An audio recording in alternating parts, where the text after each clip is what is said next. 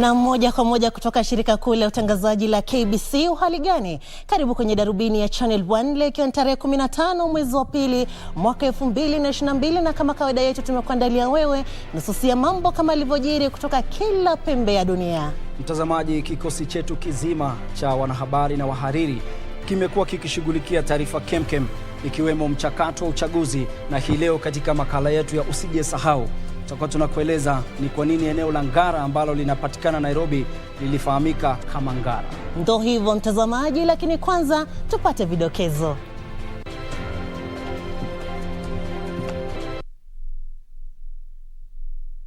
The Electoral Code of Conduct is under duty to abide with the same. Mwakilishi wa kina mama kaunti ya Murang'a Sabina Chege yungali motoni IEBC ikisema ana kesi ya kujibu. Jaji mkuu Martha Koome asema mahakama zimejiandaa kushughulikia kesi za uchaguzi. Na Mkenya wa kwanza kutangaza hadharani kuwa na virusi vya ukimwi, Joe Muriuki aaga dunia.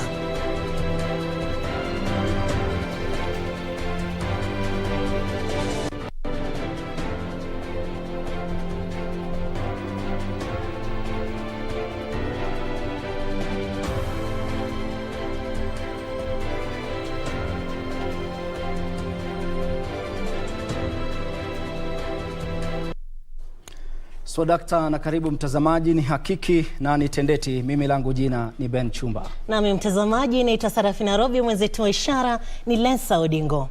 Tukianza ni kwa mwakilishi wa kina mama katika kaunti ya Murang'a Sabina Chege ana kesi ya kujibu mbele ya tume ya IEBC kuhusiana na madai yake ya wizi wa kura katika uchaguzi mkuu wa mwaka 2017. Kamati ya maadili ya tume ya IEBC kiongozwa na mwenyekiti wake Wafula Chebukati ilipuuzilia mbali pingamizi kutoka mawakili wa mbunge huyo wakiongozwa na seneta wa Siaya James Orengo. Na Sabina alitaka tume hiyo kutupilia mbali swala hilo akisema litazua utata kuhusiana na uchaguzi mkuu wa mwaka 2017. Jaribio la kwanza la mbunge wa kaunti ya Murang'a Sabina Chege kujiondoa lawamani kutokana na madai ya wizi wa kura kwenye uchaguzi mkuu wa mwaka 2017 mbele ya tume ya IEBC leo asubuhi halikufanikiwa. Your statement casts aspersions on the integrity of the general elections 2017, specifically that the voting system developed by the commission is penetratable. As you can see from the charge, it is a redacted version. You are not telling us clearly what she's accused of saying.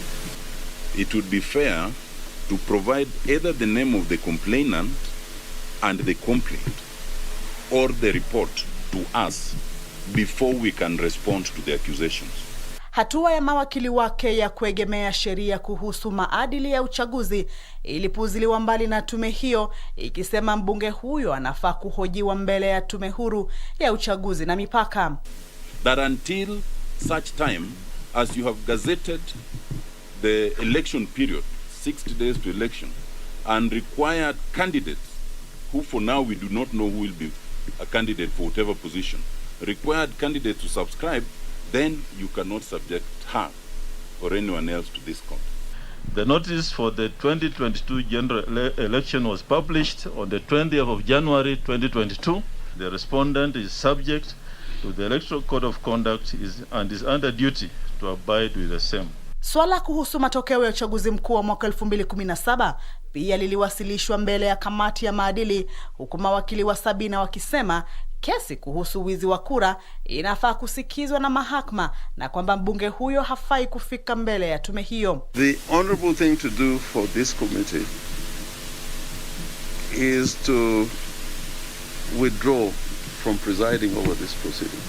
We make the following orders. 1, that the preliminary objection raised by counsel for the respondent on 15th February 2022 is hereby dismissed, and 2, this matter shall proceed to full hearing. Sabina anadaiwa kutoa matamshi hayo wakati wa mkutano wa hadhara huko Isibuye, kaunti ya Vihiga, matamshi ambayo tume hiyo inasema yanahujumu mfumo wa kupiga kura. We are going to mount a challenge, and a big one. I was there with Sabina, and Sabina did not say anything that amount to the allegations which are being now levied against her. Huku mawakili wa Sabina Chege wakijiandaa vilivyo kukabiliana na swala hili ambalo linaonekana kuzua tumbo joto, katika muda wa siku 7 wanasiasa watahitajika kuwa makini zaidi kadri kampeni zinavyoendelea kupamba moto. Kamchemenza, Darubini, katika jumba la Anniversary, Nairobi. Kwingineko mtazamaji, Jaji Mkuu Martha Koome amehimiza tume ya IEBC kuandaa uchaguzi huru na wa haki. Koome amehakikishia umma kuwa idara ya mahakama imejiandaa vilivyo kushughulikia kesi ambazo huenda zikaibuka kabla, wakati na baada ya uchaguzi mkuu ujao. Jaji Koome alisema hayo kwenye mkutano ulioandaliwa na chama cha wahariri humo nchini.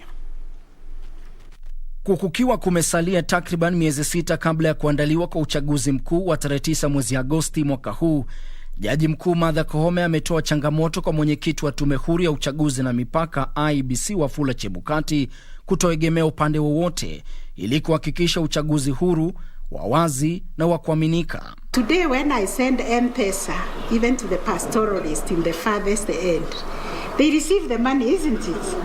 And if they don't receive, I've sent to the wrong one, the money is reversed to me. Why wouldn't my vote go the way the M-Pesa goes? And they go to the right place and they be received by the right person. So this is the question I'm asking myself as the Chief Justice, and I think it resonates with all of us. What is so difficult in counting this vote and transmitting it? Akiongea jijini Nairobi wakati wa mkutano wa ushauri na chama cha wahariri wa habari nchini, Koome alitoa wito kwa makamishna wa tume ya IEBC kudumisha viwango vya juu vya maadili. So for the rules, this is where violence starts, because you know they start now complaining that my election has been stolen. So like everybody has said, let us build very strong institutions that can guard our democracy. Jaji mkuu alisisitiza kujitolea kwa idara ya mahakama kushughulikia ipasavyo na kwa haraka mizozo itakayoibuka baada ya uchaguzi wa Agosti mwaka huu ili kudumisha maadili ya kidemokrasia nchini. Katika mkutano wa awali baina ya chama cha wahariri nchini na wadau wakuu katika mchakato wa uchaguzi, vyombo vya habari vilitakiwa kudumisha uzalendo na viwango vya juu vya kitaaluma katika kutekeleza majukumu yake wakati wa uchaguzi mkuu ujao. Whether you like the Chief Justice or not, you must report fairly about the Chief Justice. Whether you don't like Philomena Mbetewa Mwilu, you must report fairly about her. So let us have that respect, that camaraderie, that friendship, that togetherness. As a media sector, not to air what brings disrepute to the institutions of governance, not to air things that will bring down the fabric of Kenyanness. I think is a big challenge to us. So how can we do it differently and reinvent ourselves and tell the whole world that Kenyan media can do better?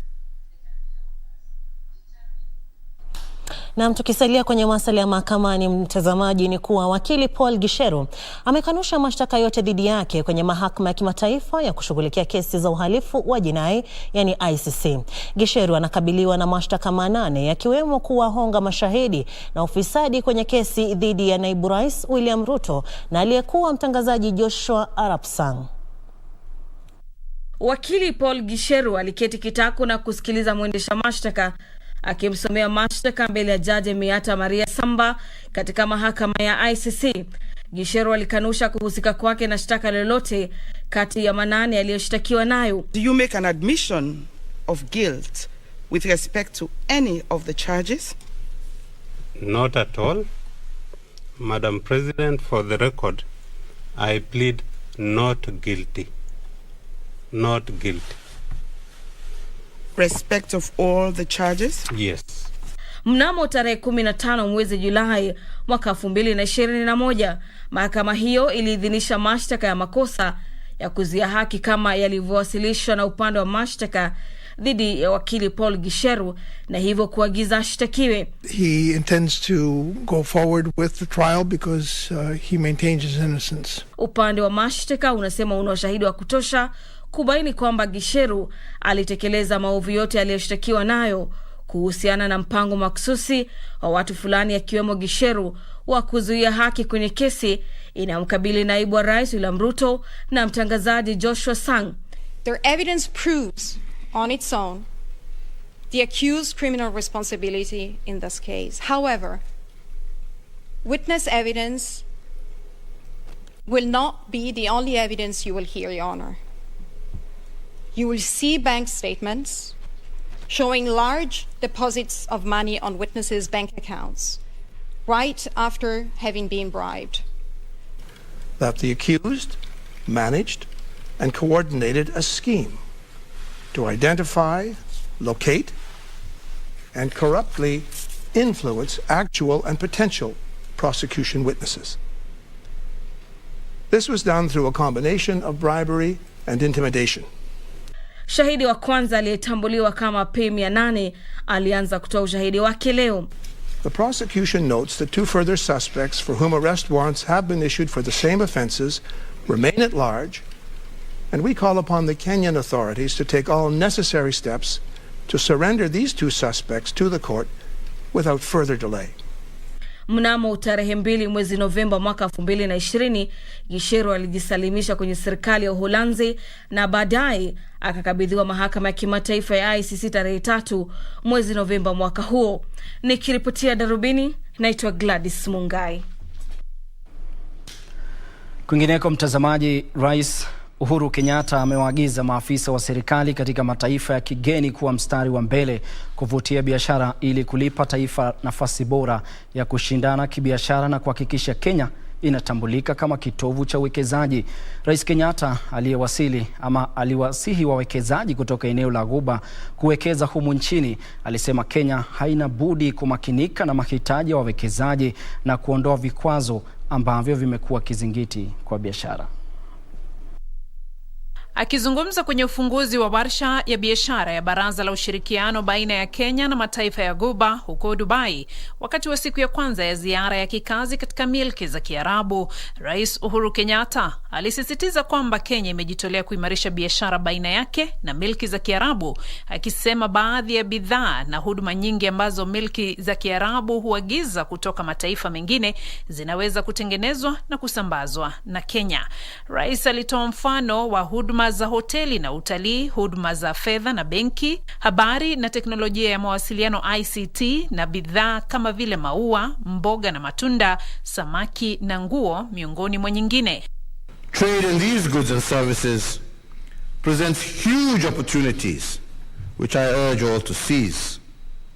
These are opportunities, for example, to establish joint ventures, to do value addition of these products at source.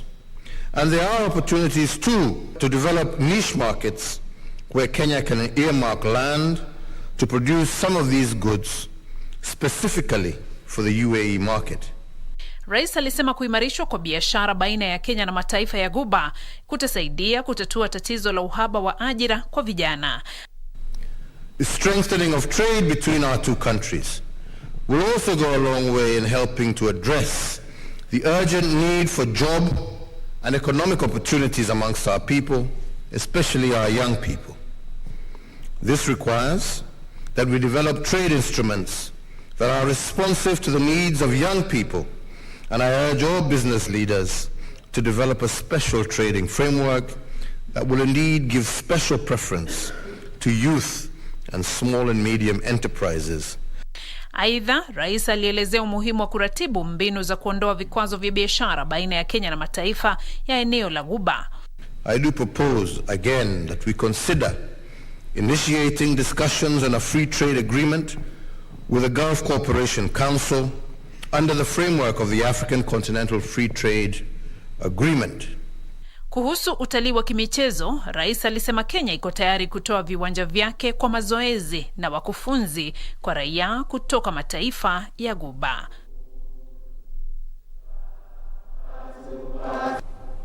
Bila shaka mtazamaji, tutaendelea kukujuza kuhusiana na ziara hiyo ya Rais Uhuru Kenyatta kule Dubai, na taarifa inatukamilisha awamu ya kwanza ya Darubini. Kumbuka tulikujuza unaweza kuzungumza nasi kwenye mitandao ya kijamii na pale Facebook. Chumba na waona Steve Mogusu anasema atazama kutoka Ekerenyo Nyamira, Shadrack Koech anatazama kutoka Kericho. Brian Mark anasema anapenda sana taarifa za KBC. Paul Mutuku anasema anafuatilia taarifa zetu na ana ujumbe kwa mamake Damaris Mutindi huko Kavingoni Kangondi. Alafu Maxwell Ndui hapa hujasema unatoka wapi, lakini unasema unakubaliana na matamshi ya Jaji Mkuu Koome hapo. Zidi kusema nasi mtazamaji kupitia mitandao ya kijamii Facebook, Twitter na vile vile YouTube at KBC Channel 1.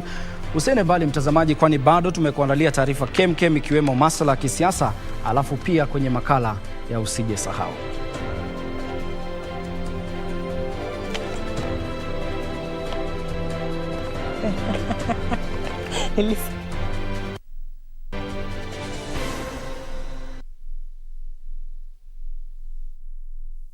Ili kupata skiza tune ya imani yako kwenye simu yako, dial *811 *961#. Imani ni bayana ya mambo yanayotarajiwa, unayaita mambo yasiyokuwepo kama yalipo. Imani ni kuchukua umbo la kitu unachokitamania, ima kwa mbali au kwa karibu. Lakini ijapo katika mambo ya kuhatikia, basi unajibunia mambo hayo mwenyewe. Lingine muhimu ni kuwa iwapo hauipendi barabara kupata imani yako kama skiza tune, dial *811 *961#. Kumbuka ni *811 *961#.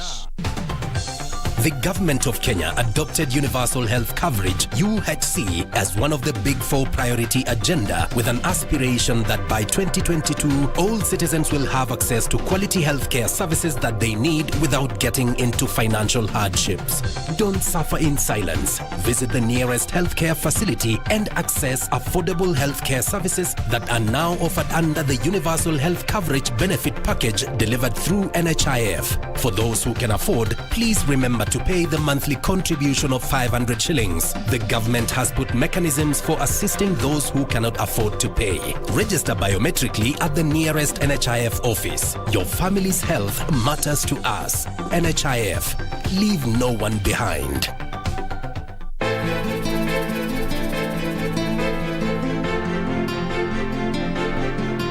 Na kuona wewe una siri moyoni mwako. You know very well, kila mtu ushiko na mashida at some point, eh? Umemalizana na bill? Shalipa. Kitambo. I missed you, but nafurahi umekuwa sawa sasa. I missed you too. Mimi sikuwa na pochi yako, niwe nao kwa madhumuni gani? Jiulize wewe. Kuna mambo yangu ya kibinafsi ambayo siwezi kutuma na mtu. Haswa huyo nyota wako.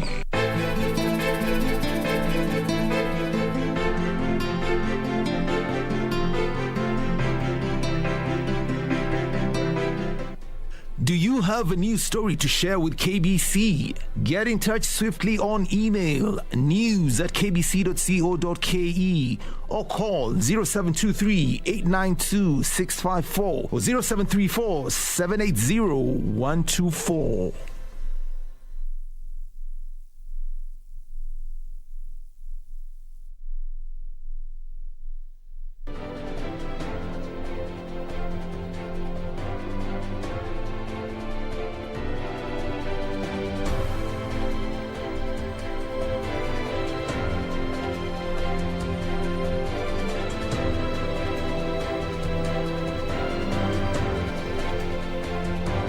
Swadakta na karibu tena mtazamaji. Sasa tuangazie masuala ya kufungamana na siasa, ambapo naibu rais William Ruto amekashifu upinzani kwa kuasi wajibu wake wa kuikosoa serikali baada ya ushirikiano baina ya rais na kiongozi wa upinzani.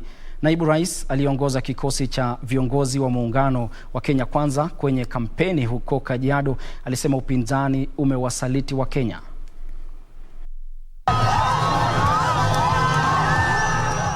Muungano wa Kenya Kwanza umeshtumu vikali viongozi wa upinzani kwa kile walichokitaja kama usaliti kwa Wakenya. If you have failed in the opposition you can never have a chance to form any government, my friends. Ninyi nyamazeni, tuwafundishe vile serikali inaendeshwa. Umekubaliana watu wa Kajiado? Akizungumza katika kaunti ya Kajiado, Ruto alisema yeye pamoja na vinara wenzake wataboresha uchumi na maisha ya Wakenya. Tunasema mwaka huu tunaweka pesa ya kutosha katika program yenye italeta ajira kwa vijana ya agro-processing, value addition, manufacturing. Hapa Kajiado tuweke pesa ya kutosha kwa ufugaji. Ng'ombe tusiwe tunapoteza kila mwaka kwa sababu hakuna nyasi. Hatutaki kukaa huko juu kung'ang'ania madaraka na mwananchi wa kawaida anaumia. Ndio tumesema whatever we do, lazima tuanzie chini, tufikie mwananchi wa kawaida ili yeye pia maisha yake ipanuke. Mimi Peristobiko niko na William Samoei Ruto asubuhi mpaka kukuche mpaka tupige kura. Na tushaamua kitambo kura ya rais ni nani? Inua mkono ya Ruto nione. Muungano huo unatarajiwa kupeleka kampeni zake katika kaunti ya Murang'a hapo kesho. Nikiripotia Darubini, naitwa Sarafina Acheng Oma.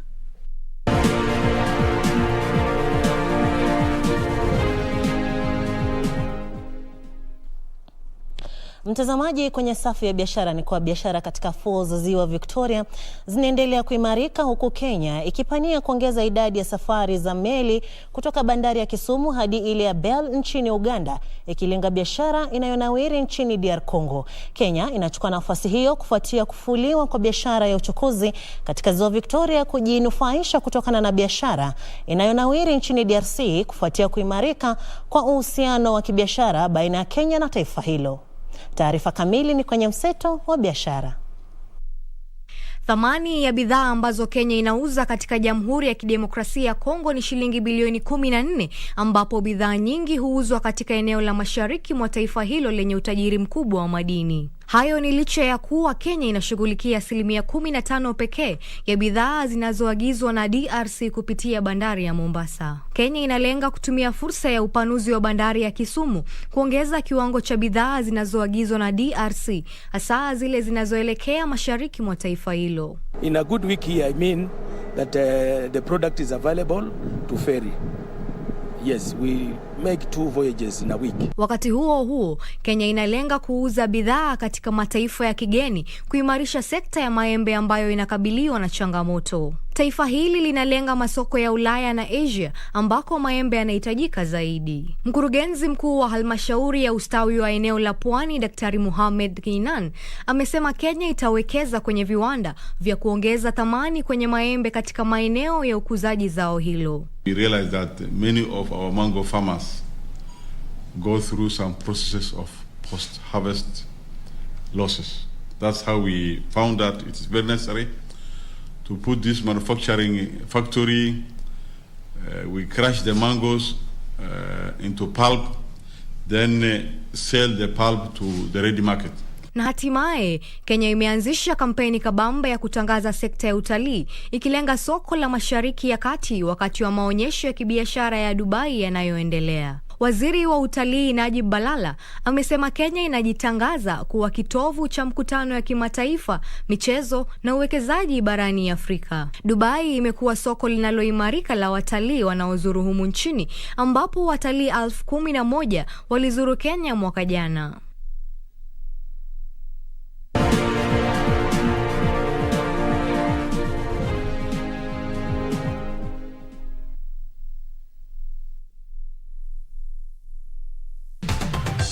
The government of Kenya adopted universal health coverage, UHC, as one of the big 4 priority agenda, with an aspiration that by 2022, all citizens will have access to quality healthcare services that they need without getting into financial hardships. Don't suffer in silence. Visit the nearest healthcare facility and access affordable healthcare services that are now offered under the universal health coverage benefit package delivered through NHIF. For those who can afford, please remember to pay the monthly contribution of 500 shillings. The government has put mechanisms for assisting those who cannot afford to pay. Register biometrically at the nearest NHIF office. Your family's health matters to us. NHIF. Leave no one behind. Mundos divididos por una sombra de traición. Leonardo, come on, we don't want to be late. Hey, what's going on here?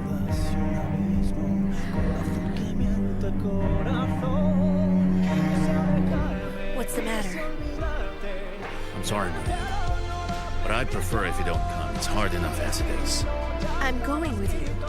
Believe me, it's much better this way. Leonardo's not protecting Mariela because he sees her as a daughter, but because he's in love with her. He wants her for himself. Lying heart.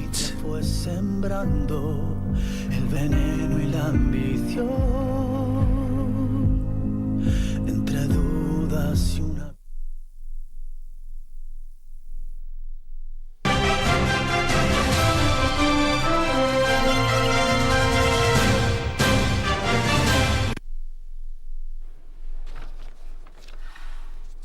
Karibu kwenye habari za spoti. Mimi naitwa Timothy Kipnusu.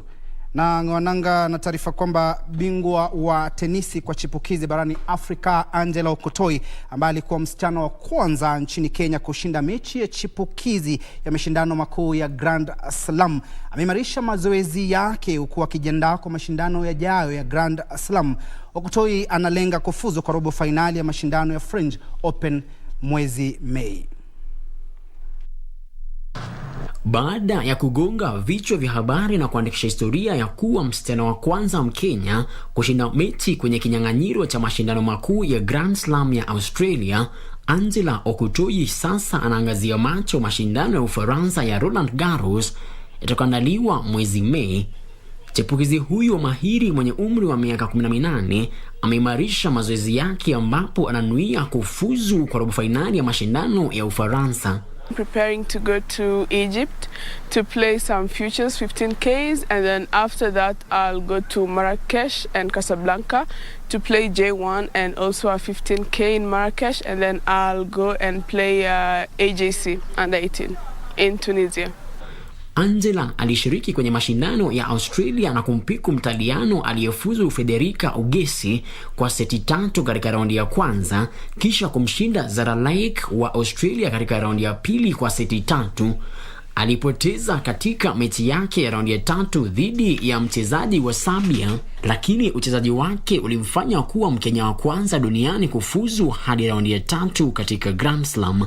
Well, I know now they will want to win me, yes, so I have to be really prepared and mentally strong. Well, my mentally now, I'm not thinking like I did great in Australia. I'm just putting my mind like I have not achieved anything, so I can do extra harder than what I've done, and I think I'm ready for the challenge. Frederick Muki, Darubini, michezo.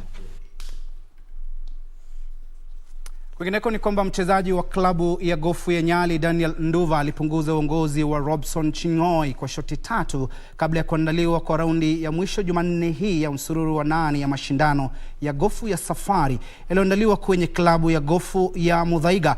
Nduva alitoa alama 66 leo huku akiwa na jumla ya alama 203 ambazo ni 10 chini ya par. Kiongozi kwenye msururu wa mashindano ya Safari Chinhoi alianza vyema huku akiwa na badi 3 kwenye mashimo 9 ya mwanzo, kisha kwa badi 3 nyingine na kutoa alama 13 na jumla ya alama 200 kwenye shimo 9 za mwisho. Mkenya mahiri Dismas Indiza pia alikuwa na siku ya kufana huku akitoa jumla ya alama 208. Mkenya limbukeni John Lejima alikuwa na underpass 67 na kumaliza kwenye nafasi ya 4.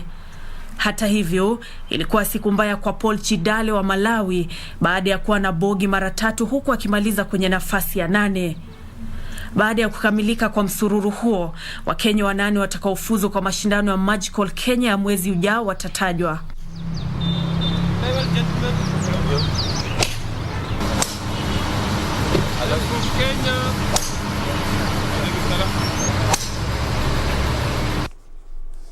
Ni hayo tu kwenye habari za spoti. Naitwa Timothy Kipnusu na rejesho sukani kwa wenzangu Ben Chumba pamoja na Sarafina Robi, hasa kitengo hicho unachokienzi cha usije sahau. Na mtazamaji, karibu sana katika makala ya usije sahau, ambapo mtazamaji tunauliza, je, unafahamu jina la mji wako ama jina la mahali unakoishi lilitokana na nini, au kwako tu ni jina la kawaida?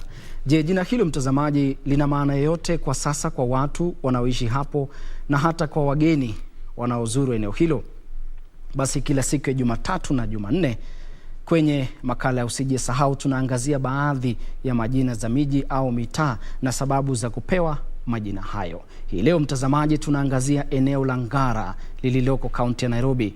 Nilizuru mtaa wa Ngara ili kutaka kujua kwa nini eneo linaitwa Ngara, na wengi wa wakazi hawakuwa na ufahamu wowote, ila mzee Jimmy wa Mudhoni ambaye ni mzaliwa wa Ngara alinieleza jina Ngara lilitokana na nini. Hebu msikie.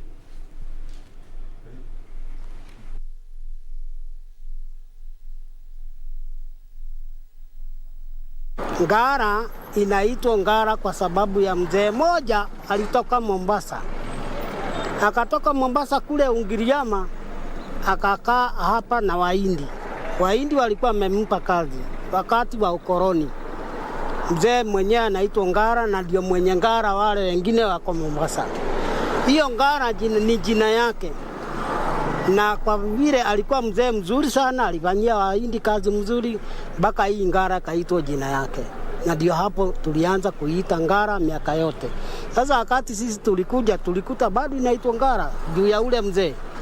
Na ule mzee hata ule alikuja kusimama wakati wa ukoloni tukipewa uhuru. Alisema anakaa Ngara. Ngara ni ile ile ya ule mzee.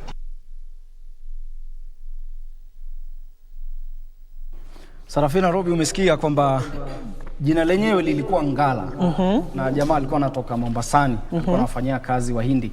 Alafu alikuwa anafanya upishi akawa maarufu sana kwa sababu jamii ya Wagikuyu walikuwa naishi pale, walikuwa natamka Ngala kama Ngara.